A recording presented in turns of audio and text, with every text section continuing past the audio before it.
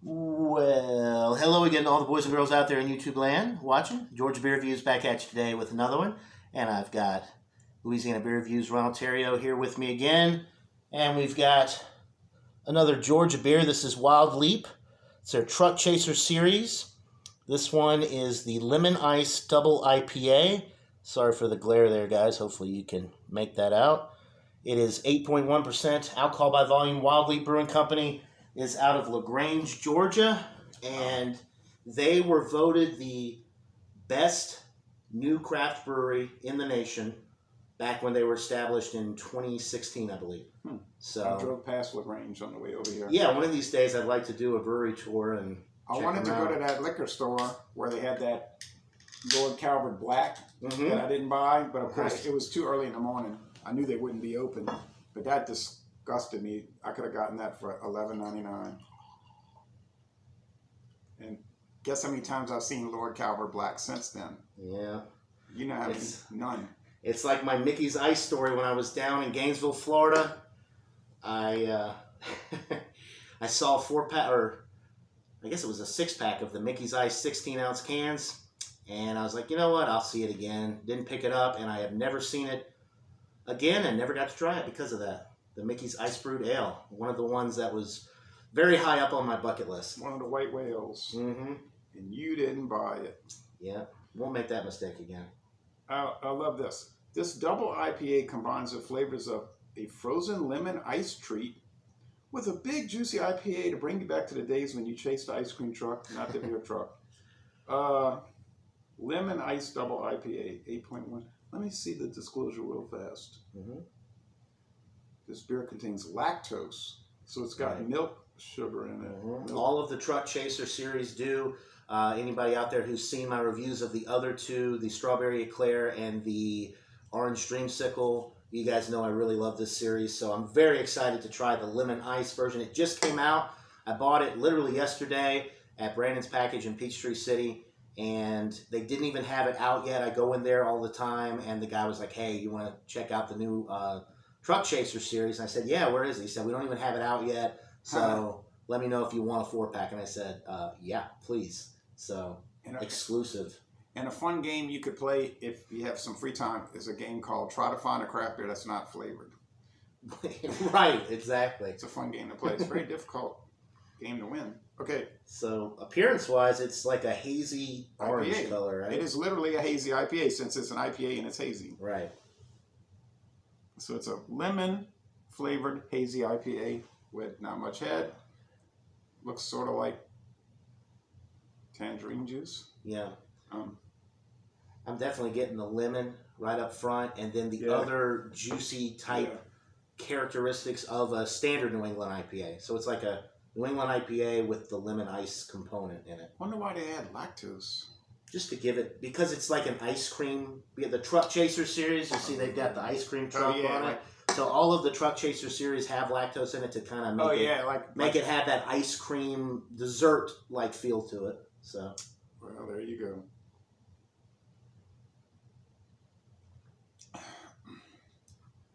Ooh.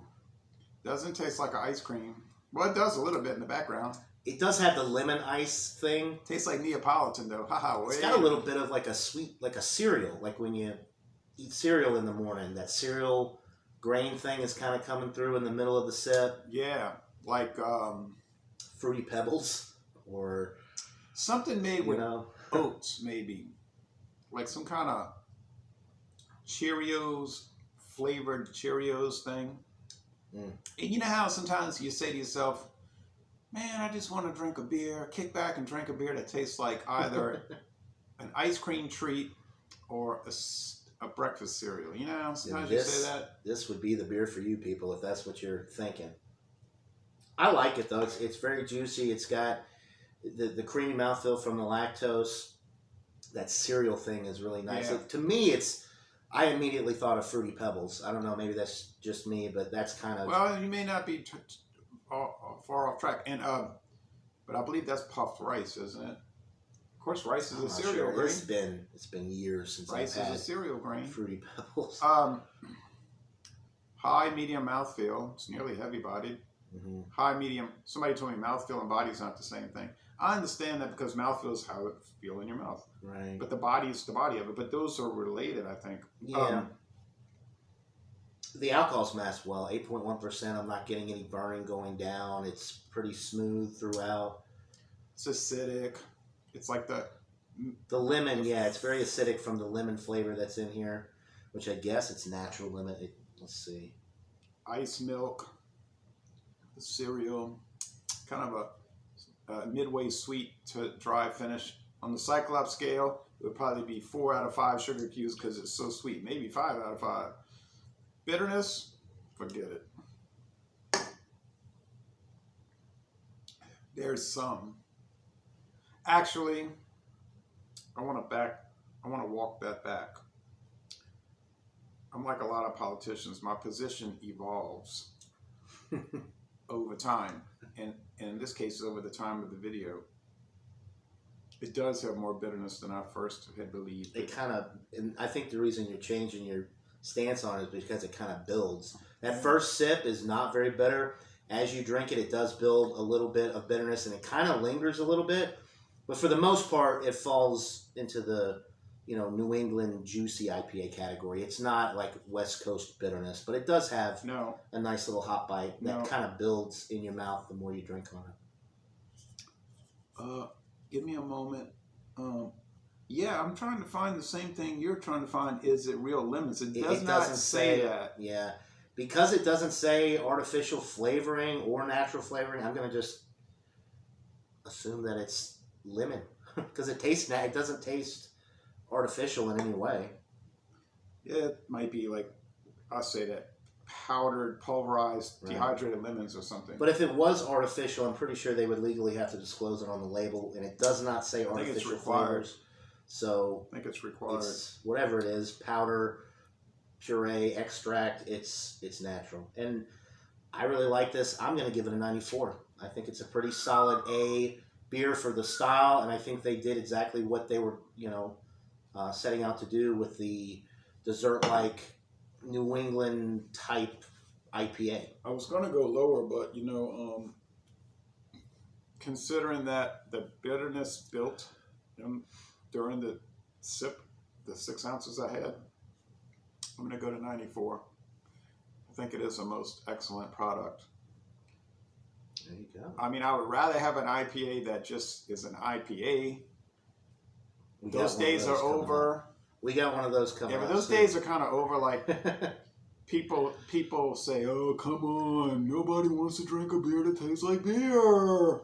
Well, yeah, and a lot of people too, myself included. Wake up and smell the fruit. Yeah, the West Coast, the original IPAs, which are your West Coast style IPAs, have that pininess, that extreme bitterness sometimes, which a lot of people... You're not a huge fan of. I'm not a huge fan of, which is why I tend to gravitate more towards these, but it doesn't take anything away from the style. The more West Coast IPAs have their place, and they're really what started the whole... that's what an original IPA is. Before it was called a West Coast IPA, it was just called an IPA. The reason they differentiate now is because they have all these subcategories within the style. Yeah, and I can't pick on beer too much because what do we have in the world of liquor? Gin flavored gin this, flavored gin that, prepackaged flavored whiskey, prepackaged flavored spice brandy. Every rum, you see spice. So really, is it a new thing? No. Right. It's maybe newer to beer, but it seems like it's been going on longer in the spirits world. Right. Well, Crown Royal's been around for a long time. Probably the most famous of the flavored spirits, I would say, would maybe be Crown Royal. They've probably got 100 different flavored versions. And they've been of doing Crown that a long Royal, time. and they've been doing that forever. Like you said one time, you could start a YouTube channel and do nothing but Crown Royal reviews because they have so many different variants. Yeah, if you were willing to drive around and search it out, you probably would not. If you did one a week, it's 52 a year. I don't think you'd run out. I don't think so. And they're always coming out with more and something more. new. So. And you'll have like specialty. Like I saw Crown Royal. What was it? Crown Royal salted caramel or something. I was like, all right. And like the one that you have, the bourbon mash one, that's a very rare. I mean, you're not gonna I should have bought another bottle and brought it back here because I'm never gonna see that again. I can get a bottle at Walmart very easily. Bourbon mash, known temporarily as Blender's mash, and now bourbon mash again. Oh, okay. Oh, so it's not common around here. No, it's non-existent around here. Okay. I can go half a mile from my house and Walmart has it on the Right. shelf. But I did get to try it when I was down in Louisiana, so. And you bought me a bottle, and thank you. I never opened it yet, but thank you. You'll get to it. And then maybe you'll share some with me next time I come down and visit. Right, and then give you the caliber that I forgot to bring here. All right, we'll wrap it up, guys. 94s for the Wild Leap Truck Chaser Lemon Ice Double IPA. If you can get it, you should try it because it's a limited release. And all of the Truck Chaser series has been really good, in my opinion. So definitely worth checking out. That'll do it for this beer review, guys. Thanks for watching, and we'll see you on the next one. Cheers. Thank you. And one more thing. When I was little, I used to go to the ice cream truck, and I could get one of those bars for a dime and a nickel. The Lemon Ices!